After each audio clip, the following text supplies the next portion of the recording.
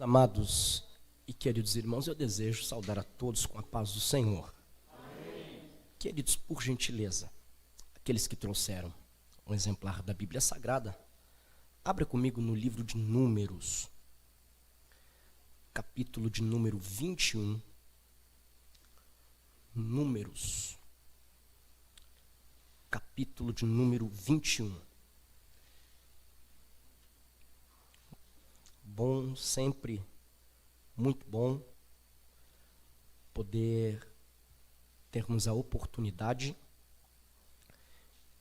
de entregar ao Senhor um culto de louvor, de adoração, mas acima de tudo de gratidão a Deus por tudo quanto o Senhor já fez, está fazendo e ainda fará em nossas vidas. Poder pregar em casa é sempre um desafio, é sempre muito bom poder estar junto com os irmãos, poder dividir com os irmãos aquilo que o Senhor tem colocado no nosso coração. Quero aqui externar minha gratidão a Deus por essa oportunidade. Agradecendo a Deus, também quero agradecer ao nosso pastor César, obrigado por todo esse ano, pastor, que esteve ao nosso lado, nos apoiando, nos ajudando, né? Quero aqui também aproveitar a oportunidade para agradecer evangelista Cleison, obrigado pelo convite, pela oportunidade.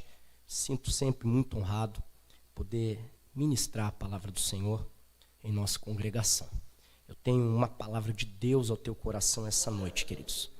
Eu estou muito feliz de ver o Léo ali, né? Deus abençoe, Léo. É um amigão já de longa data, né? Que Deus abençoe sua vida, vocês ali do Vila Maria, que Deus abençoe poderosamente.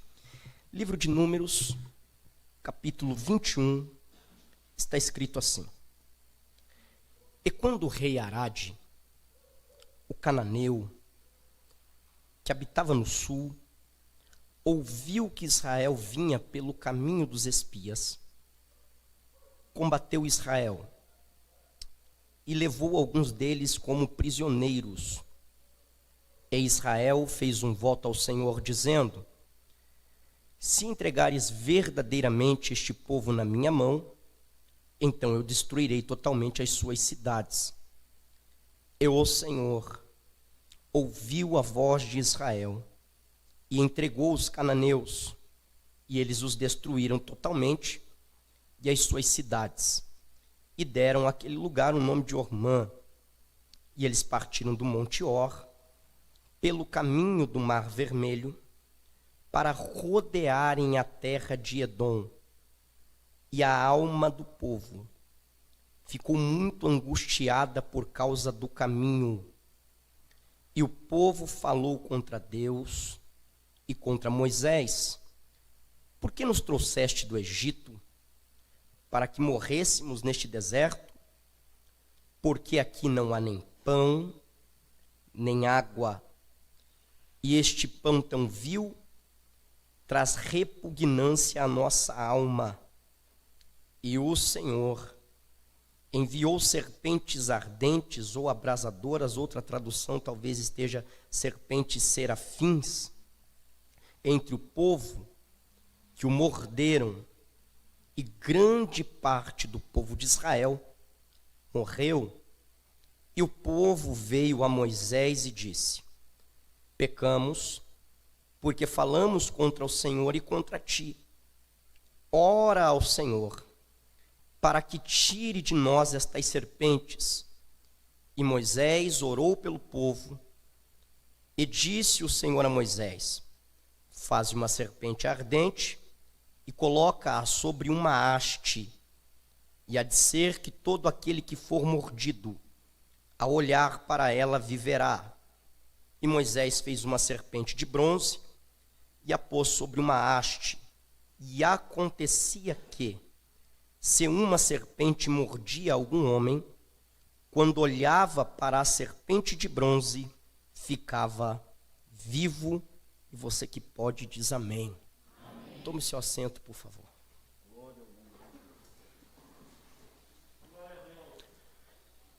Queridos, os irmãos são sabedores de que este povo, povo de Israel, passou muitos anos na terra do Egito, em um tempo de cativeiro, debaixo das garras de Faraó, debaixo de muita opressão e aflição. O que eu acho extraordinário é que a Bíblia vai dizer que em meio a esse tempo de crise, de opressão, de aflição, este povo está tendo um crescimento, e um crescimento incomum, diria até assustador, em um tempo de opressão, provando para nós que tempo de crise, tempo de aflição, de opressão, de cativeiro, não limita o nosso crescimento. Porém, esse crescimento debaixo de aflição está gerando um incômodo ainda maior naquele que está sentado no trono do Egito, ao ponto que a situação se torna insustentável, e Israel então passa a clamar a Deus, pedindo ao Senhor por uma intervenção, por um livramento. E a resposta de Deus vai vir através de um homem a qual o Senhor vai levantar por nome de Moisés. Quem é Moisés? Moisés é o líder, é o condutor, é o guia deste povo. Está sobre os ombros de Moisés uma responsabilidade gigantesca.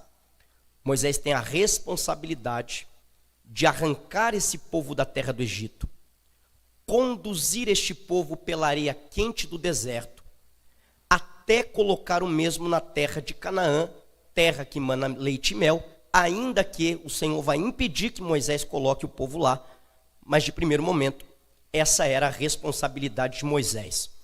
Com mão forte, o Senhor arranca Israel da terra do Egito. E quando abrimos o livro de Números, nós percebemos que Israel está agora peregrinando pela areia quente do deserto, rumo a Canaã, terra da promessa, terra que mana leite e mel. Ora, este deserto nada mais é do que uma verdadeira escola de Deus.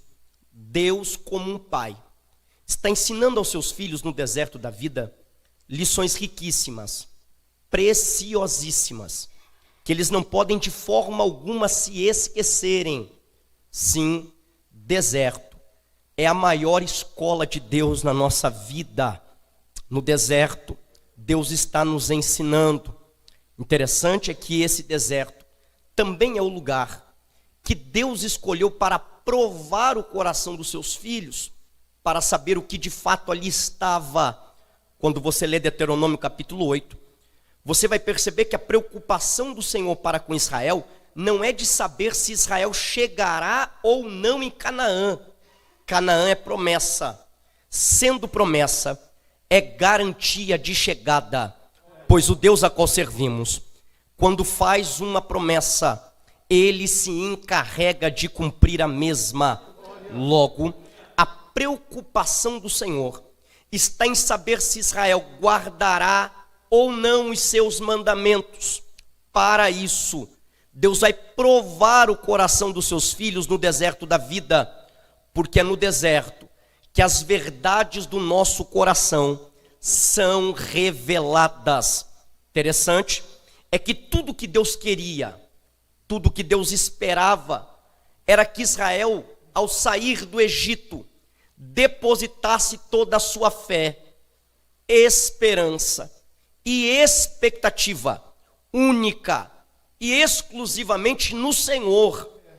Tudo que Deus queria era que Israel entendesse que Ele, o Senhor, que os tirou da terra do Egito, era poderoso o suficiente para suprir todas as suas necessidades no deserto da vida. E como esse Deus cuida, irmão, ao mesmo tempo que de uma forma tão amorosa, é sobrenatural. Os irmãos são sabedores que no deserto, durante o dia, o calor é terrível, é insuportável. Por esse motivo, durante o dia no deserto, Deus manda uma nuvem que faz sombra para o seu povo resistir ao calor do deserto e prosseguir a sua jornada. Essa nuvem vem trazendo uma espécie de refrigério em meio ao deserto. E o que eu acho mais extraordinário é que o Deus que trabalha durante o dia não se ausenta no período da noite. Pelo contrário, à noite ele continua trabalhando, porém, de uma forma diferente, até porque a necessidade é outra. À noite no deserto, é o frio que é terrível, é o frio que é insuportável. Por esse motivo, à noite, Deus manda uma coluna de fogo para aquecer quem está com frio e iluminar o caminho deles no meio das trevas. Que Deus é esse? Deus que traz sombra, aquece, ilumina caminho. É o mesmo Deus que todo dia manda do céu um maná fresquinho na porção certa, para que o seu povo coma, se fortaleça e prossiga a sua caminhada. Que Deus é esse? Deus que traz sombra, aquece, ilumina caminho, mata a fome do seu povo no meio do deserto. É o Deus que, quando Israel tinha sede, através de uma rocha, Deus fazia com que da rocha saísse água, para que o seu povo bebesse e matasse a sua sede. E quando a rocha não apareceu, Deus disse: cava um poço, canta para o poço seco, que eu faço a água brotar, mato a tua sede e você continua caminhando. Que Deus é esse, irmão? Deus que traz sombra, aquece, ilumina caminho, mata a fome do seu povo com o maná. Um Deus que faz com que da rocha saia água para matar a sede do seu povo. É um Deus que cuida de Israel nos mínimos detalhes. Se não vejamos, a Bíblia diz que Israel não tinha preocupação em trocar o seu calçado, porque o calçado no pé deles não se estragava, a roupa não envelhecia, porque Deus está cuidando de absolutamente tudo. Que Deus é esse? É o mesmo Deus que durante o deserto da nossa vida está suprindo todas as nossas necessidades. É o Deus que nos calça, que traz refrigério, que aquece o nosso coração, ilumina o nosso caminho, mata a nossa fome, nos veste, nos calça, mata a nossa sede e nos fez estar aqui essa noite. Quantos estão sendo cuidados por esse Deus e podem glorificar a Ele? Deus está cuidando de Israel de uma forma extraordinária. Deus não deixa Israel caminhar sem direção no deserto. Perceba, há uma nuvem que guia esse povo. E Israel entendia que toda vez que a nuvem avançava, era tempo de desarmar a tenda e seguir a nuvem. Mas quando a nuvem parava, Israel entendia que era tempo de se estabelecer ali, porque o segredo de ser abençoado é estar debaixo da nuvem de Deus, é estar na direção de Deus. O que chama a minha atenção é que Deus está cuidando, Deus está suprindo, Israel está tendo inúmeras experiências com Deus. O tempo vai passando e Canaã não chega.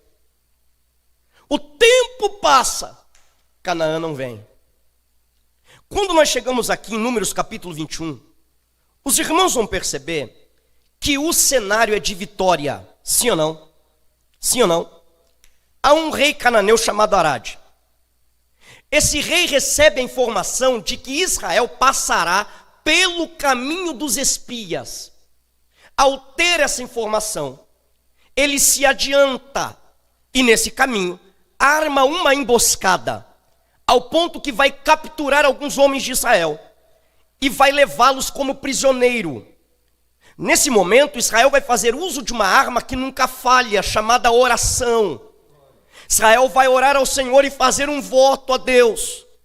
Israel vai dizer: Senhor, se tu entregares na nossa mão os nossos inimigos, nós não faremos aliança com eles. Pelo contrário, destruiremos tudo que é deles. O Senhor se agrada desse voto.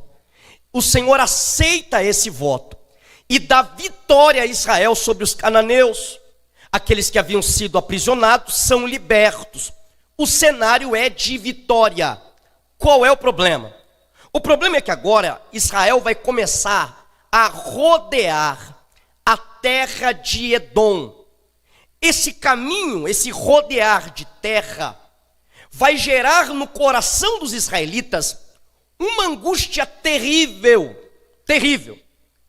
Interessante é que essa questão de rodear a terra, você percebe que ao rodear uma terra, o cenário não muda.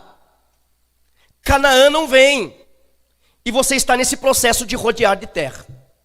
Rodeia e não chega, rodeia e não vai, É sempre o mesmo cenário, é sempre a mesma coisa. Pelo incrível que pareça, esse é o caminho que eles têm que trilhar. Por mais que lhes soe o contrário a isso, é o caminho que eles precisam trilhar. Você precisa entender que às vezes o caminho que você vai trilhar não vai te gerar felicidade. Às vezes o caminho a qual você vai ter que passar vai gerar em você angústia. Mas o fato desse caminho estar te angustiando não significa que não é o caminho de Deus. Qual o problema aqui? O problema não é se angustiar pelo caminho que se trilha. Angustiar-se pelo caminho é natural do ser humano. Qual o problema? O problema é como eu lido com a angústia. É o que eu vou fazer quando eu me angustio por causa desse caminho.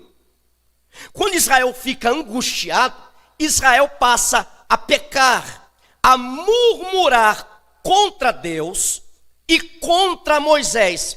E eu quero que você preste atenção nisso aqui, porque essa murmuração de Israel parece não ter lógica. Parece não ter lógica. Olha o que Israel vai dizer.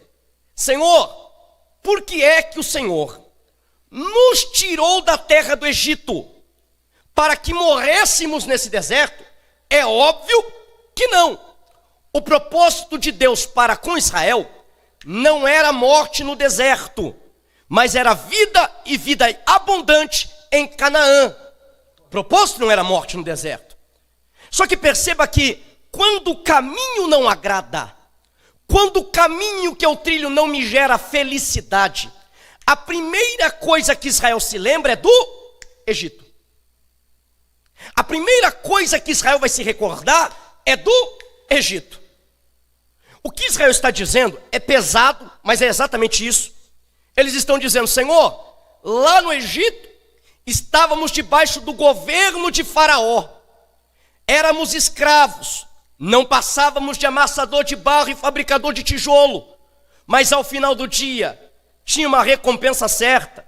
A gente comia pepino, a gente tinha cebola, e aqui no deserto, estamos debaixo do teu governo, da tua mão, e aqui é providência todo dia.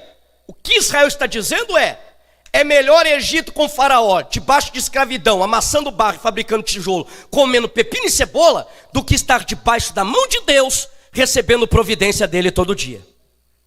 É exatamente isso. O interessante é que Israel vai dizer o seguinte, porque aqui nesse deserto, não há nem pão, nem água. Ora, eu acabei de dizer aos irmãos, que Deus todo dia manda o maná. Manda ou não manda? Manda ou não manda? Como é que não tem pão? Como é que não tem pão? Da rocha Deus fazia sair água. Quando a rocha não apareceu, Deus disse, cava um poço, canta para o poço seco, que eu faço a água aparecer e mato a tua sede. Como é que não tem água? Não é que Deus não está suprindo a necessidade, é que não está vindo do jeito que eu quero, e na proporção que eu desejo. Vou repetir. O problema não é que Deus não está cuidando, Ele está cuidando, é que não está vindo do jeito que eu quero. O que Israel não conseguiu entender é que Deus não prometeu céu no deserto. Ele prometeu suprir necessidade. Israel está mal acostumado. Não é que Deus não manda, Ele manda, só não vem do jeito que você quer. Aqui está o problema. Até aqui parece que Deus tolera. E tolerar não é aceitar, irmão. Só que chega num ponto que Deus diz assim, chega. Agora vocês passaram do limite. Porque Israel vai fazer o seguinte, ele diz, aqui só tem esse pão vil, esse maná, que traz repugnância à nossa alma. Está vendo como Deus manda? Está vendo como Deus está mandando o alimento? Só que não está vindo do jeito que eles querem, não está vindo o que eles queriam comer. Eles estão dizendo, nós estamos cansados de maná. Só que quando ele se refere ao maná dessa forma tão dura, Deus diz, agora chega. Fale do que quiser, só não fale do maná. A região em que Israel está, segundo alguns estudiosos, é uma região cheia de serpente. Só que perceba que antes dessa murmuração, nenhuma serpente atacou nenhum israelita. É como se Deus estivesse com a sua mão, Gustavo, dizendo: serpente, está vendo esse povo que está rodeando a terra? Esse povo tem dono, esse povo é meu, você não tem permissão de atacar, não tem permissão de envenenar, não vai matar nenhum deles. Quando Israel murmura, é como se Deus dissesse assim: vai lá, serpente, mostra para eles o que é viver sem estar debaixo da minha proteção. Mostra para eles o que é viver uma vida de pecado. Mostra para eles o que acontece quando eles começam a murmurar acerca das minhas providências. Vai lá, serpente, mostra para eles o que acontece quando eu tiro a minha mão. Diz o texto que essas serpentes atacaram muitos israelitas. E essas serpentes são chamadas de serpentes ardentes, abrasadoras ou serafins. Não é que elas eram serpentes de fogo, irmão. É que a sensação dentro de quem era atacado, o efeito do veneno dessa serpente, era como se brasas de fogo estivessem sendo colocadas dentro daquela pessoa. Essas brasas de fogo que consumindo essa pessoa até levá-la à morte. E muitos israelitas morrem, caem no deserto, por causa do veneno da serpente. Está percebendo? Há um pecado cometido por Israel, sim ou não? Há um pecado, há uma consequência. O salário do pecado é a... Pecaram, alguém tem que pagar a conta. Muitos estão morrendo. Os irmãos vão perceber que toda vez que Israel faz algo de errado no deserto, a maioria das vezes pelo menos, é Moisés que toma uma atitude, sim ou não? Moisés vai orar, vai interceder pelo povo, vai falar com Deus: arrisca o meu nome daí, que se não for, etc. É Moisés que toma uma atitude. Dessa vez não. Dessa vez Moisés não toma nenhuma atitude. Aldoir, você está dizendo que Moisés está errado? Pelo contrário, ele está certíssimo em não fazer nada. Porque o bom líder não é o que faz tudo por você, mas é o que te dá a oportunidade de você fazer o que tem que ser feito. Se Moisés continua fazendo tudo pelo povo, o povo não vai fazer o que tem que ser feito, não vai tomar a atitude que tem que tomar. Dessa vez Moisés cruza o braço e diz: vou fazer nada. É o povo que, ao ser mordido pela serpente e ver a consequência, que muitos estão morrendo, estes, antes de morrer, ele diz: antes que eu morra eu vou tomar uma atitude. Antes que eu caia no deserto e perca Canaã, eu vou tomar uma atitude. Qual atitude? Eles vêm até Moisés. Pecado, consequência. Mas agora eles entram confessando o pecado, se arrependendo e dizem: Moisés, pecamos contra Deus e pecamos contra ti. Israel não esqueceu um princípio. Qual? Eles dizem: ora, Moisés, ao Senhor, para que o Senhor tire do nosso meio estas serpentes. Israel não esqueceu esse princípio. Qual? Aonde há oração, serpente não fica. Aonde há oração, serpente não age. Enquanto houver oração, a serpente não tem legalidade no ambiente. Moisés vai orar, Moisés vai interceder, e Deus vai falar com Moisés. Quem criou esse problema, irmãos? Quem? Israel, sim ou não? Deus é especialista em trazer a solução do problema na oração. O povo criou o problema, Moisés vai e ora, Deus diz assim: já estou chegando com a solução. Qual é a solução, Senhor? É essa: Moisés, pega uma haste, na ponta da haste, Moisés, pendura uma serpente ardente. E vai funcionar assim, Moisés: quem foi mordido pela serpente, antes que morra, vai vir ao pé da haste, olhar para a serpente, e ao olhar para ela, em vez de merecidamente morrer, pela graça viverá. Lá vem o primeiro israelita que foi mordido. Moisés pega a haste, na ponta dela coloca uma serpente de bronze. E esse israelita vem ao pé da haste, olha para a serpente, e ao olhar para a serpente ele está entendendo: eu merecia morrer, só não vou morrer porque o meu pecado está ali. Só não vou morrer porque o meu pecado está ali, a minha remissão está ali, alguém está pagando a minha conta e é por isso que eu não vou morrer.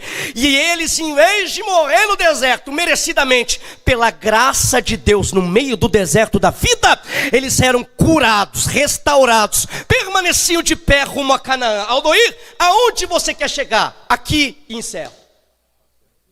João capítulo 3, Jesus está conversando com um homem chamado Nicodemos. Nicodemos é conhecedor da história de Israel de ponta a ponta, irmão. Jesus chega para Nicodemos e diz: Nicodemos, lembra de Israel no deserto? Quando Israel murmurou, e o Senhor enviou no meio deles serpentes ardentes? Eu lembro. Lembra, Nicodemos, que quando essas serpentes atacaram o povo de Israel, muitos deles morreram pelo veneno da serpente? Eu lembro. Lembra, Nicodemos, que quando Moisés orou, o Senhor mandou Moisés colocar uma serpente de bronze na haste? Eu lembro. Lembra, Nicodemos, que aqueles que eram mordidos, ao olharem para a serpente pendurada, ao invés de morrer, continuavam vivos? Eu lembro. Pois bem, Nicodemos, é isso que eu vim fazer aqui na terra. É esse o meu propósito aqui.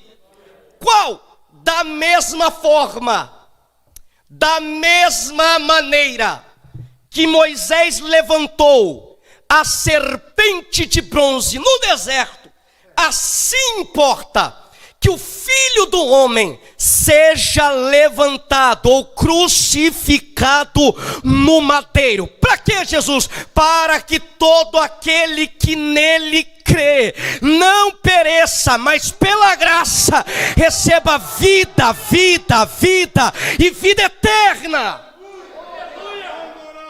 O que Jesus está dizendo a Nicodemos é: ei, Nicodemos, eu vim com um propósito estabelecido pelo Pai. Nicodemos, eu vou ser zombado. Nicodemos, vão cuspir no meu rosto, vão esbofetear a minha cara, vão colocar uma coroa de espinho na minha cabeça, baterão com uma cana, vão me trocar por Barrabás, meu corpo será açoitado, dilacerado, e eu ainda vou ter que carregar a minha parte da cruz até o alto do Calvário. Mas quando eu chegar lá, eu vou fincar a cruz na cabeça da caveira, e de braços abertos, Nicodemos, eu vou dar um brado, e o brado é esse: tetelestai, está consumado. Nicodemos, quando eu na cruz pendurado estiver, olhe para a cruz, que a solução está ali. Olhe para a cruz, que a solução está ali. Aldoir, sobre o que você veio falar essa noite? Eu vim falar que é tempo de voltarmos a olhar para a cruz de Cristo. Não precisa tocar em ninguém não, mas se você puder falar para quem está perto de você, falar alto, que tu está com máscara, né? Diga para ele assim: é tempo de olhar para a cruz. Olhe para a cruz de Cristo. Aldoir, para que olhar para a cruz? John Stott vai dizer que se você quiser uma definição da palavra amor, você não deve ir ao dicionário. O dicionário não vai ter essa resposta de forma correta para você. Se você quiser saber a definição da palavra amor, o caminho é esse: pegue a via dolorosa, suba ao alto do Calvário, e quando estiver lá em cima, olhe para o homem pendurado no madeiro. Ali está o real significado da palavra amor. E amor incondicional.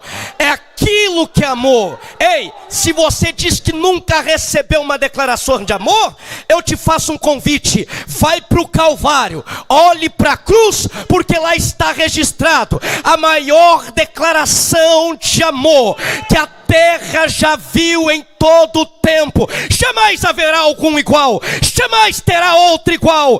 Entenda isso aqui: quando a depressão vier querendo te jogar para baixo, querendo te fazer tirar a vida, dizendo que você não tem valor, diga para ele: eis depressão, olha para a cruz, eu tenho valor. Quando você se sentir desvalorizado, olhe para a cruz. Quando você não se sentir amado, olhe para a cruz?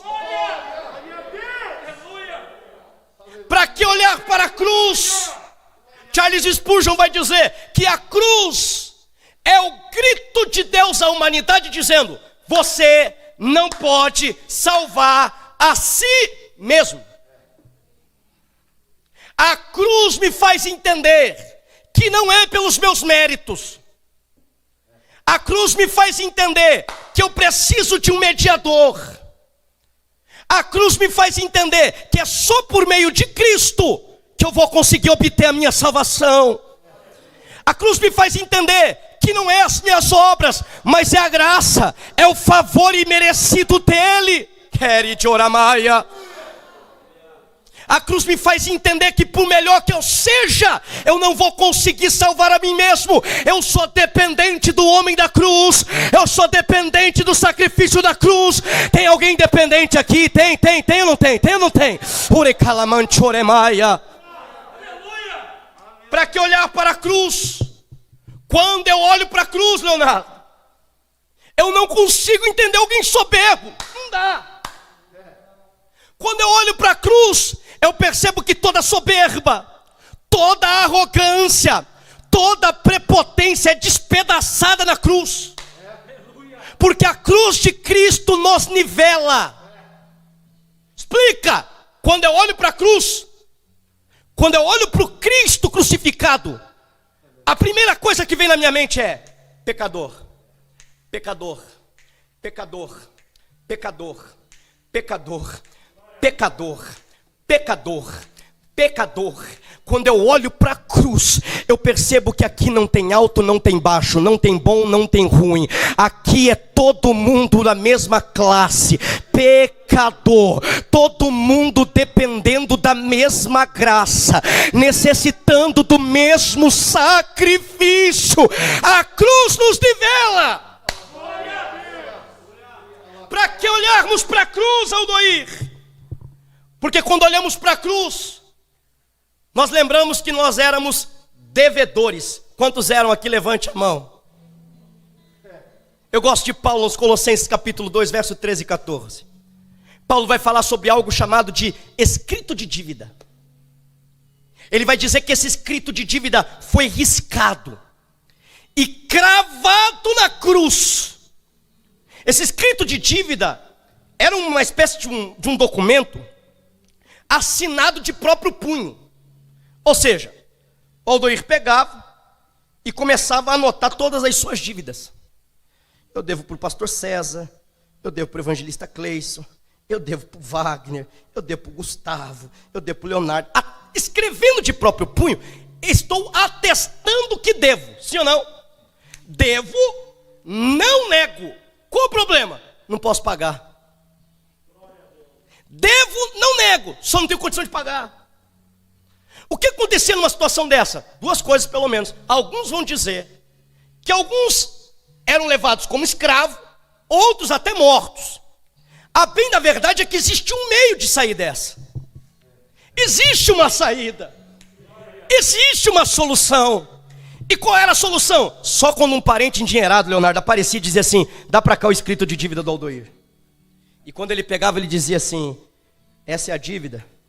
Ele pagava, Cleici, ó, está arriscado, deve mais não, deve mais não, deve mais não, deve mais não, deve mais não, deve mais não, devia não deve mais, devia não deve mais, devia não deve mais. Aí com um cravo, não é prego, é com um cravo, ou numa madeira, Wagner, ou então na madeira da porta da cidade, geralmente era de madeira, pegava-se esse escrito de dívida e era cravado na madeira.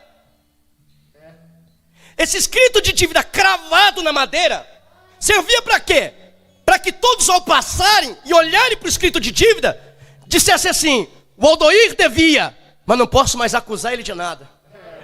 Não deve mais. Pastor César devia, não deve mais. Evangelista Cleison devia, não deve mais. O Wagner devia, não deve mais. Leonardo devia, não deve mais. Por quê? Alguém com condição de pagar a conta passou por aqui, pagou e cravou no madeiro. Não entendi. Ei, você tem motivo de sobra essa noite para levantar essa mão e adorar a Deus. Por quê? Ei, agora não tem mais acusação, não tem mais dívida. Por quê? O homem da cruz pagou. Ele disse: está consumado. Tetelestai, não deve mais. A dívida está paga. Está paga. Está paga. E qual foi o preço? Pedro vai dizer: não foi com ouro, não foi com prata, ou com coisas corruptíveis, que vocês foram resgatados da vossa vã maneira de viver. Mas o preço que foi pago foi preço de sangue, mas não é de bode, não é de cordeiro, não é de qualquer animal. É o sangue do Cordeiro de Deus que tira o pecado do mundo. O sangue de um cordeiro sem mácula, sem mancha. É o sacrifício perfeito. Ei, não foi com ouro, não foi com prata, foi pelo sangue de Jesus. Aleluia! Glória! O que é o sangue, Eloí? O sangue de Cristo é o antídoto contra o veneno da serpente no deserto da vida. O que Deus está dizendo para nós essa noite é: deixa eu blindar você, deixa eu imunizar você. Esses dias nós estávamos em casa e a minha mãe falou algo. Ela falou assim: não sei por que tanto medo. Se morrer é daqui para melhor. Para quem tem certeza, para quem tem segurança e está com a vida no altar, se vir Covid e descer a cova, é daqui para o céu. Na cova não fico, na cova não fico, na cova. Está entendendo? Você pode glorificar Deus por isso, pela certeza de que a dívida foi paga. Aleluia! Escute isso. Propósito de Deus para nós, e encerro, não é que venhamos cair no deserto da vida pelo veneno da serpente. Propósito de Deus para a nossa vida não é que brasas de fogo que vem como juízo de Deus nos consumam e nos leve à morte. Propósito de Deus é que as brasas do Espírito Santo queime no nosso coração, nos avivando, nos enchendo, olergue de oramaia, e nos dando condição de chegar em Canaã. Escute, não caia no deserto agora. Canaã é logo ali, irmão. Estamos às portas de Canaã. Ei, não cai no deserto agora com o veneno da serpente. Ei, escute, daqui a pouco chegaremos em Canaã. Quantos acreditam e esperam isso ainda? Levante a tua mão, fique de pé comigo, com a mão levantada. Não baixe a sua mão, porque Aldoí, esse culto é um culto de gratidão a Deus. Então libere pelo menos por um minuto uma palavra de gratidão a Ele. Só você que é grato, só você que tem motivo para agradecer. Igual essa criança aqui, irmão, ela está o culto todo de mão levantada, o culto todo adorando. Será que você pode adorar? Será que você pode glorificar? Será que você entendeu que se está de pé no deserto não é mérito nosso, é porque nós estamos debaixo do sangue, cobertos pelo sangue, blindados no sangue? Abra a boca para adorar a Deus.